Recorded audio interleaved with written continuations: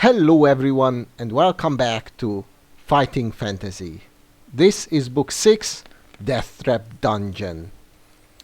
In this one is going to be a tiny bit different. The book itself uses the standard rules, but there is one major difference from our point of view, as we are going to do a playthrough on hardcore hero difficulty 100% or so, and that is that this book is extremely difficult. The way that it's created is that it takes full use of a perfectly rolled character, so one with the maximum possible stat attributes, and it makes use of the 10 portions of provisions that you normally start out with. But obviously we are going to play through it on hardcore hero difficulty, and that means that this book is going to be extremely difficult for us, because our skill is going to be capped at 10 at the beginning at the very least, and we are only starting out with 3 units of provisions as usual. So what that means is, well, it has a few consequences. First of all, I'm going to have to roll a perfect character, and I'm going to start rolling now while I speak, so that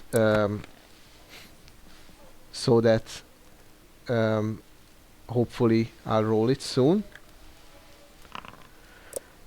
And second, we are going to skip one supposedly optional part of the dungeon. It's a small dead end, which would mean that we would lose our shield, and as a result of that we would lose immediately a skill point, a luck point, and later on in the game we would lose stamina points as well, and some of the options won't be available to us. It simply would make our work, our task here, impossible. So I'm going to have to skip that one. Other than that, we are going to see everything the book has to offer, literally every possible encounter. Whenever I skip anything else, that's because it's an immediate death trap, so I'm going to use all the detrimental, I'm going to check out all the detrimental encounters and options as well. Of course, if there are parallel paths, I'll choose the one that's the best for us, but that's basically it. So it's going to be a truly 100% playthrough in my opinion. The only things that we are not going to see is that small dead end and a few parallel paths, which if you take, you won't be able to beat the game legit. And that's basically it. One last thing to note: since I am very much likely to fail this book, even knowing what I'm doing, since this is so difficult, I'm going to use precisely one bookmark on this one, right at the very beginning before we do anything else. So after I've rolled our character, so that we don't need to go through this tedious part in this first video again. So I'm going to save before our adventure truly begins, before we take any other decisions. We make any other decisions, we take any chances. And that's it, and hope for the best. Just keep the fingers crossed, and yeah, and see if we can finish the game like that. Now, this might take a while, so I'm actually going to pause the video right here and get back to you once I have the perfect character rolled. Alright, we just rolled our perfect character, so let's continue. It took me a while. We are going to take a potion of fortune with us. This is absolutely essential, I would say. If I could, I would take several potions of each type with me for this adventure, but unfortunately we have to choose, and well, without a potion of fortune I don't think we stand like any chance of winning at all. Alright, we begin our adventure with a sword, leather armor, and a backpack containing 3 units of provisions. And that's I also think we begin with a shield. At least the shield, yep. I don't know why it's not written here, but the shield plays a role here. And as you can see, this is the perfect character role for hardcore hero. So unfortunately our skill is capped at 10. This is going to be painful for us. Alright? May the luck of the gods go with us on the adventure ahead. We sure will need it. So, here's the introduction. It's shorter than the previous one. So let me read it out to you. Despite its name, Fang was an ordinary small town in the northern province of Chiang Mai. Situated on the banks of the river Cook, it made a convenient stopover for river traders and passengers throughout most of the year. A few barges, rafts, and sometimes even a large sailboat could usually be found moored at Fang. But all that was long ago before the creation of the Trial of Champions. Now, once a year, the river is crammed with boats as people arrive from hundreds of miles around, hoping to witness the breaking of an ancient tradition in Fang and see a victor in the Trial of Champions. Each year, warriors and heroes come to Fang to face the test of their lives. Survival is unlikely, yet many take the risk for the prize is great.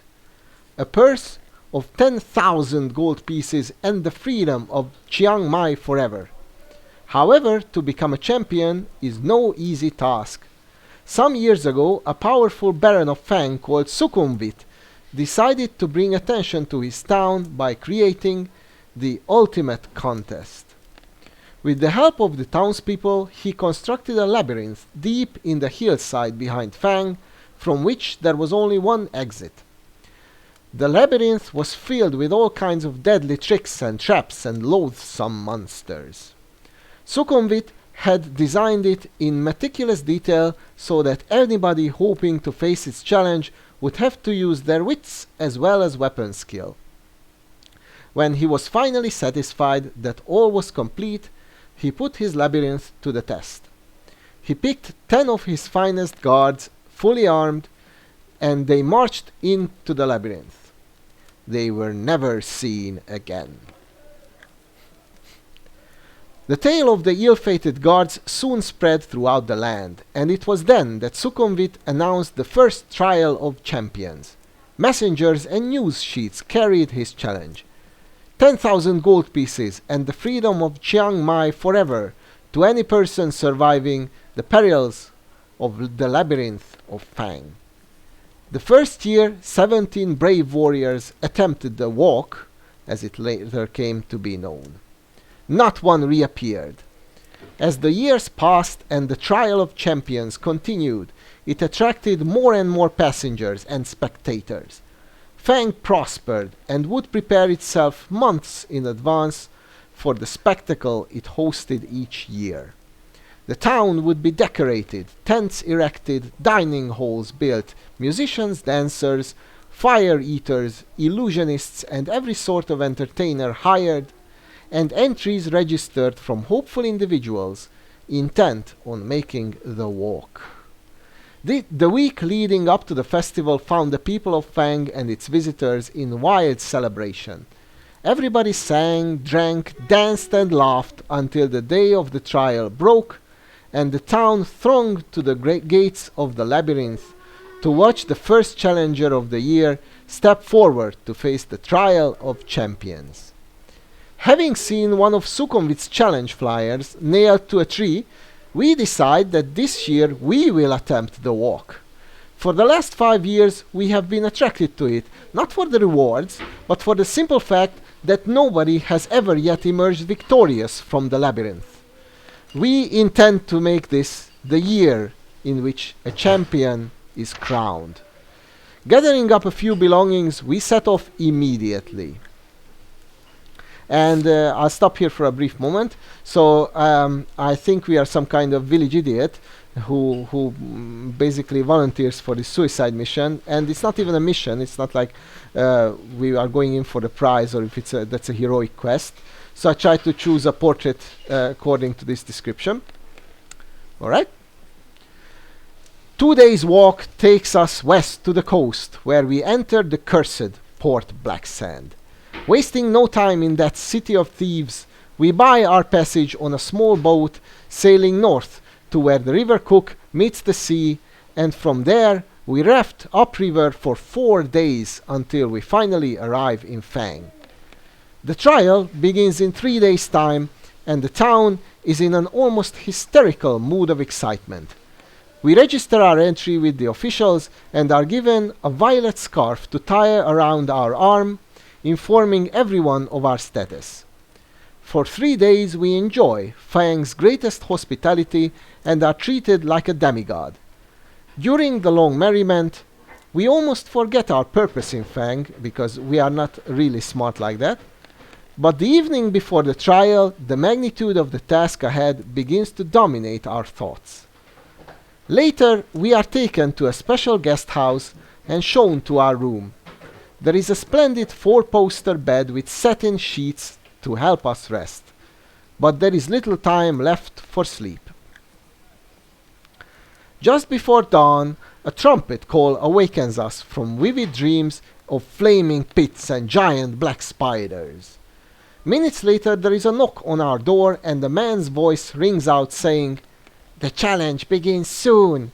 Please be ready to leave in 10 minutes." We climb out of bed, walk over to the window and open the shutters.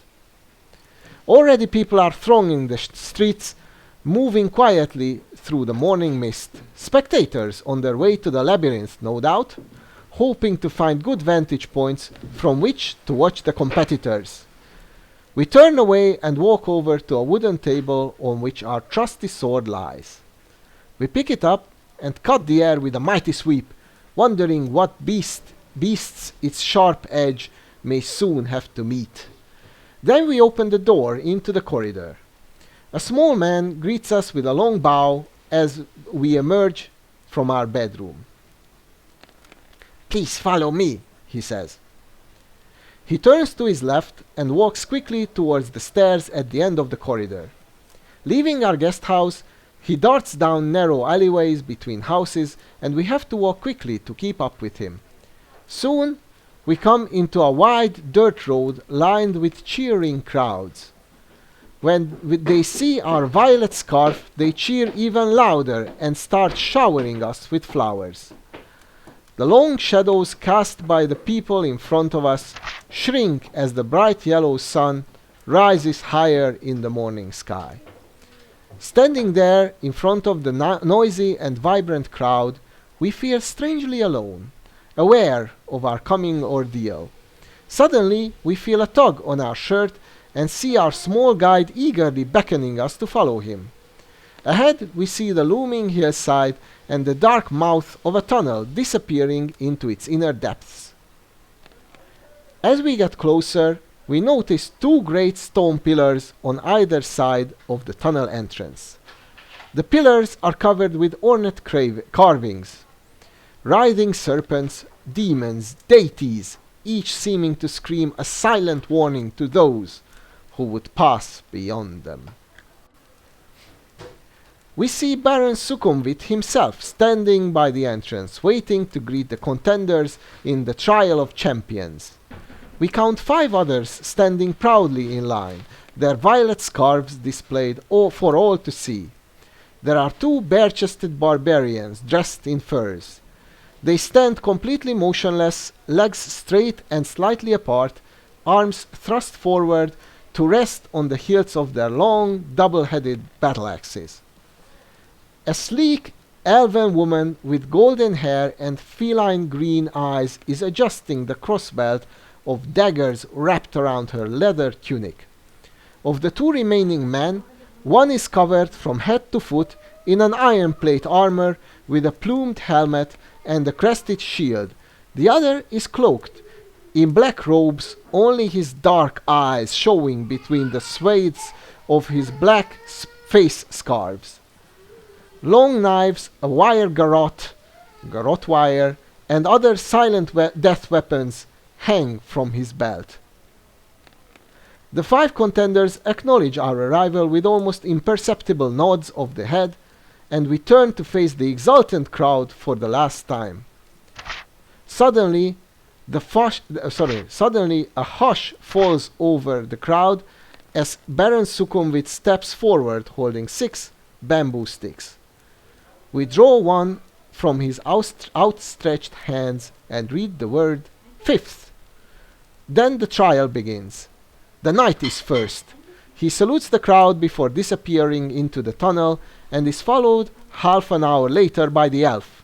Next goes a barbarian and then the dark assassin. Now it is our turn to salute the crowd.